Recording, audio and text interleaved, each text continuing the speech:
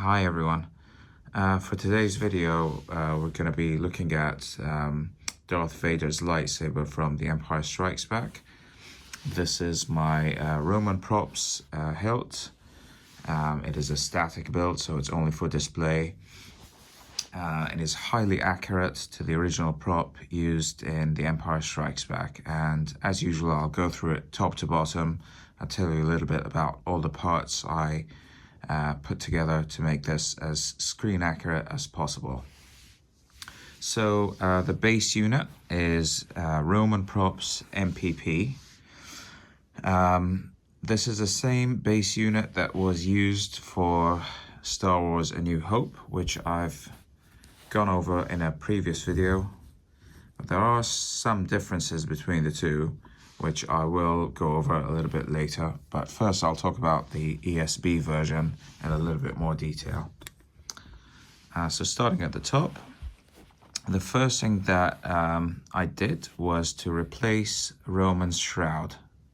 So this shroud right here is actually from Wannawanga, and you can see it's a thick steel.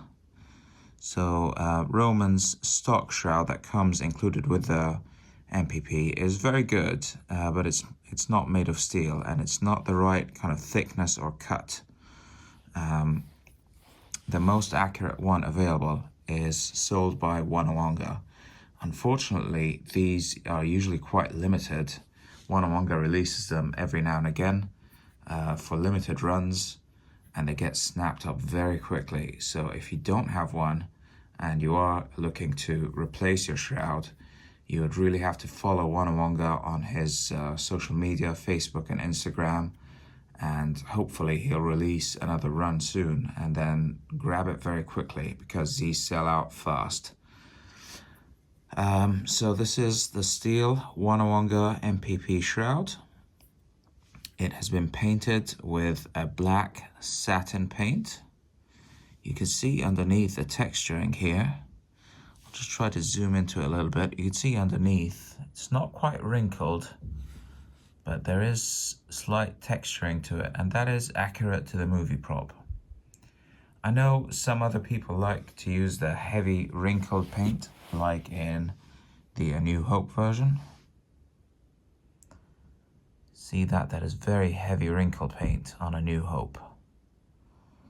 But I've heard conflicting reports about the ESB. Some people say, I mean, Wannawanga himself on his website, he recommends using a satin paint, not a wrinkle paint. So I just went with that. I'm really not 100% sure what's right or wrong. I know Nate from Iron Destiny Props usually uses the wrinkle paint, so I could be wrong about this, but I do know a lot of other users have used this same type of flat finish paint. The stencils come provided with the shroud when you buy it, or you can buy them separately. It's quite easy to do. You just apply the stencils and then you paint it, and then you obviously remove the stencils from the parts that need to be exposed like that. This is accurate to, or we believe it's accurate to, the movie, because they're just not very good reference images, unfortunately, from Empire Strikes Back. Most of the images that we have available for this prop come from the prop years later, I think from the prop store when it was probably auctioned. And these areas that you see here that are exposed are heavily rusted. So this is another option that you could do if you want to go with a post-production look, which is how this looks today. You can go one step further and either chemically or naturally rust these areas. I have chosen not to do so because I'm not a huge fan of rust, and I also want to maintain sort of more screen accuracy as opposed to the post-production look, because that's very heavily rusted and damaged, and I didn't really feel like doing that. So yeah, painted shroud from Wannawanga. The other thing that you'll want to do is replace the D-ring. So this D-ring is sold again by Wannawanga. It is the right size, and when you kind of squeeze it in, it becomes a little pointier at the top, and that's accurate. The one sold by Roman Props, or that comes with the Roman Props shroud, is quite large and circular, and that does not look accurate for ESB. This is a more accurate appearance. And then the third modification that you should make here is to buy a thumb screw with diamond knurling. I'm just going to zoom in closer so you can see what I'm talking about. Try to focus it. As you can see, the knurling on the thumb screw there has got these crisscross patterns, whereas the default one looks like that. It's got, just trying to focus it, it's got straight knurling running top to bottom, and that would be the accurate one for A New Hope, but not for ESB. ESB needs to be the diamond knurling.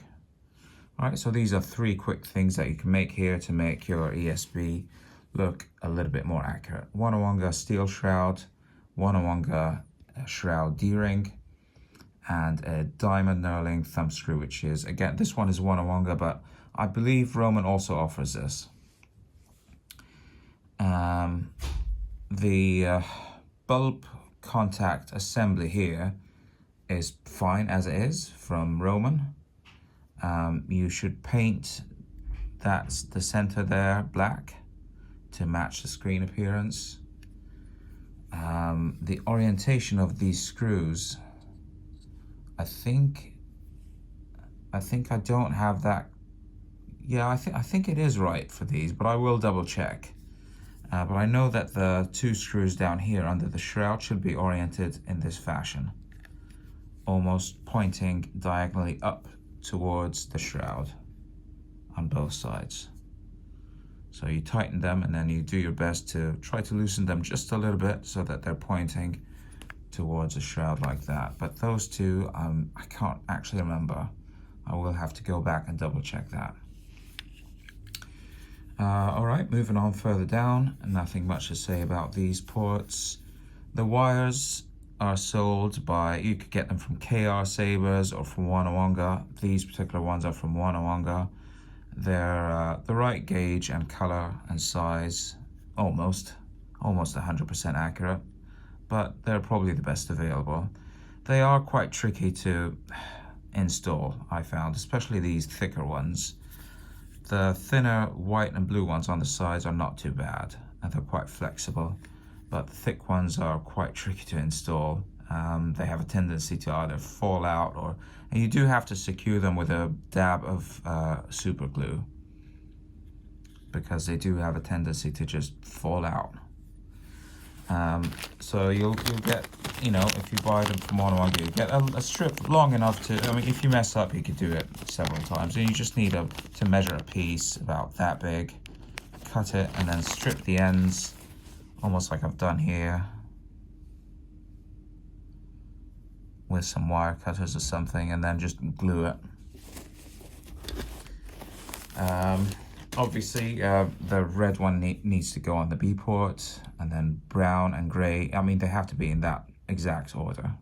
Brown first, gray, and on the opposite side, blue, and then white. Okay, so we're done with the top half of the MPP. Moving on down to the clamp. The clamp orientation is at the 6 o'clock position. So if you imagine the MPP facing up, or the shroud facing up, or the thumb screw rather, if the thumb screw is at 12 o'clock, the clamp would be directly opposite at exactly the 6 o'clock position. So that's quite easy compared to A New Hope, which is more at the sort of 7 o'clock if you're looking from this direction. So if the thumb screw is at 12, the A New Hope clamp, you can see, is rotated that way to the left. It's almost at 7 o'clock from this position. Whereas the ESB is much easier. You just make it directly opposite of the thumb screw. Okay. So, and the next thing we need to do with the clamp is to remove the lever and leave that thumb screw and pin behind. And you could do this with a simple punch. So the lever normally would have a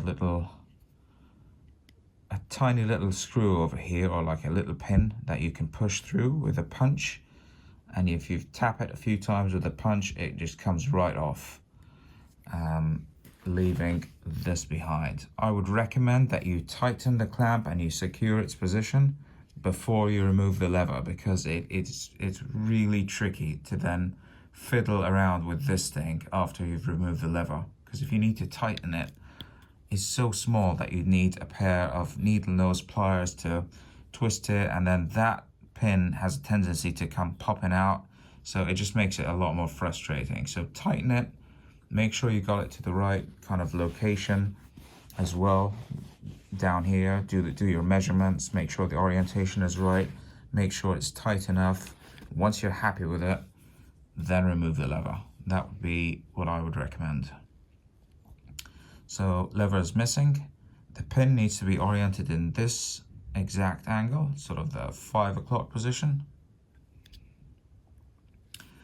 The clamp sidebars have to be black for ESB as opposed to silver for a New Hope version 1. They're black, they're trapezoidal, so the sides here are not straight or parallel. And these are included with Roman, so you don't have to source them from anywhere else. The clamp needs to be tight, much tighter than in a New Hope version. Here you can see on the right side, the two sides are quite widely spaced apart and parallel. Over here on ESB, they're much closer together and they sort of taper towards each other. So it looks more like a pyramid than two straight bars. With that, the bubble strip will sit very nicely underneath the rails, as opposed to a New Hope where it sits between them. The other modification that you should consider is having the clamp bars oriented like this. So on the side of the screw, or on the side of the threading, I'm just trying to focus this. Right, so the straight side, or the flat side of the sidebar should be facing in, and the curved side is out, whereas it's the reverse on the other side. Notice how the curved side is in and the flat side is out.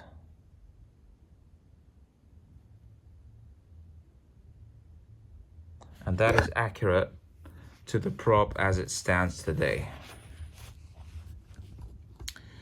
And one last modification to make is obviously the blue PCB underneath the bubble strip. This can be purchased from Slothfurnace. It has to be cut and trimmed and placed underneath the bubble strip in exactly this orientation, so that when you slightly tilt the bubble strips that way, you would see the silver solder there just peeking out in front of the edge of the bubble. That is how you would orient this blue PCB. Okay, so very quickly summarize all the clamp modifications where you're going to do most of the work for ESB on the clamp. So you start by undoing it and then put the clamp bars together as I shown you, one side with the straight side in, one side with the curved side in, and you squeeze it together as hard as you can and keep twisting it till it's the right tension. And you keep trying, obviously, that the bubble strip fits, because you don't want it so tight that the bubble strip then doesn't fit. But it still needs to be tight enough. And once you're happy with that tightness, remove the lever with a punch, rotate this if you can, with a pair of needle nose pliers till you get the right orientation, and then you simply slide in bubble strip and PCB underneath. If you need to, you can use a little bit of double-sided tape to secure the whole thing together. And then finally, this was completely optional, but I went ahead and just did a little bit of scratching and weathering, just to kind of give it an appearance of being more aged and used, so it matches the shroud, and so it's not completely shiny and black. And that's it. The lower portion is quite easy. These are Wannawanga grips. They are straight and they are cut straight as well. They don't have the angle like in A New Hope. There's 6 of them. You can use a grip guide, or you can simply eyeball these. So one would have to go right in the middle there, just under the clamp. The tip of it would almost be perfectly lined up with the bubbles, and then the rest would go around it. So one would go, the lower one here, sorry, that one, this one right here, is not straight down. It's not quite a straight line. It's a straight line, but then a little bit offset to the side, if you can see that. So it's, if this is 12 o'clock, this isn't quite 6 o'clock, it's between 6 and 7. And then the other two, right here and right here, are almost a perfect cross. You could always use a grip guide. Grip guides are available, so it will make it more precise. These are 106 millimeters, all of them, except for this one, which is 107.5. So it's got an extra 1.5 centimeters to it, so it sticks inside. It like protrudes inside, whereas the other ones end at the bottom of the clamp. If you can see the difference, that one touches the bottom of the clamp, that one extends further in. So you may have to get slightly longer grips and cut them yourselves. And then they all end around the knurling portion of the end cap. There are distances which I can't remember. Obviously from here to here is 106. This is an important distance to measure. Try to do all your measurements and things before you proceed. So make sure you've measured this distance from shroud to the beginning of the clamp, and from the clamp to the end there, so you can like align your grips perfectly, get your position to the right, get the clamp position right before you proceed. And these are available on blueprints on the Wannawanga website, so you can kind of look them up, print it, have it by your side as you're setting up your lightsaber. So that's everything about the ESB. Very, very similar to A New Hope, just a few differences. The shroud obviously is the main difference. It's made of a different metal. The thumb screw with the knurling. The clamp is where the biggest differences lie. This one has the bent nail. This one has no lever whatsoever. The positioning is different. This one sits much higher up. This one touches the grips. This one sits higher up. This one's got silver sidebars. That one's got black. Bubble strip is the same. This one definitely has a PCB. This one, maybe. We're not sure. This one is wider. It sits between them. A bubble strip sits between them. This one, it's tighter with the strip sitting underneath them. Grips are different. Here there are 7. There are 6. These are straight. These are obviously closer together. They're mismatched. They're all different sizes, and they've got the curved, angled tips there. So that's it. That's everything about ESB and A New Hope. I hope you've enjoyed this video. I hope you found it useful if you're building either one of these. If you have any questions, feel free to reach out. Leave a comment down below, and I'll see you in the next one.